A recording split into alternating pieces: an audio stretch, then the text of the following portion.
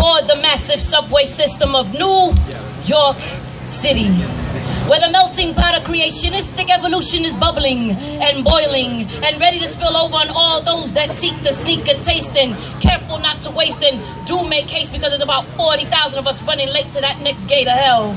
Ride away your way to release, paying exorbitant fees to obtain the American dream of debt and regrets, because you can't forget how it is back home, asleep, riding in the opposite direction, diving headfirst into that plantation, hoping to make it rich quick with these scratch-offs and daily big lotto tickets to change your situation. Tripping over each other to give to corporations like congregations, paying tithes to snake oil salesmen, praying for songs of redemption from this capitalistic industry, which sells human decency for mere earned pennies to be redeemed at the arcade of material things, telling you to come get you some free while drowning in poverty. Because no one told you that this dream is the most costly. And it's no shame that we have to pay for utilities, and for what? We have to give it all up. See, they conspire against us not to retire. Work hard until we expire, like the Metro cards we hold close in our wallets, more valuable than pictures of our kids. Woo! And all for a CEO who probably doesn't have any.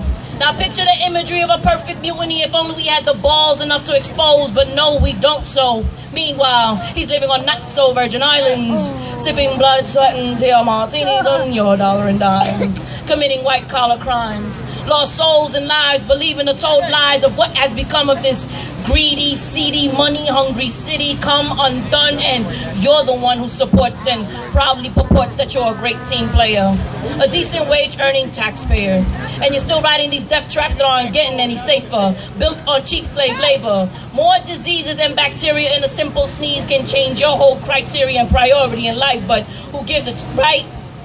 As long as we're satisfied that we can get underground Wi-Fi. Don't let it astound you.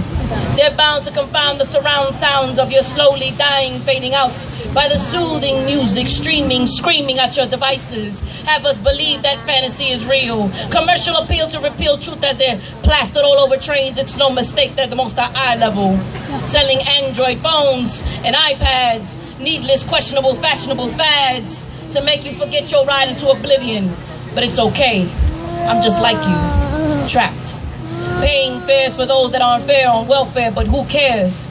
As daylight is enveloped by dark tunnels, we think it's our salvation from this damnation, and all for $2.50. It makes no sense that you still slave and earn cents. Have to go to work to direct deposit it back into the system.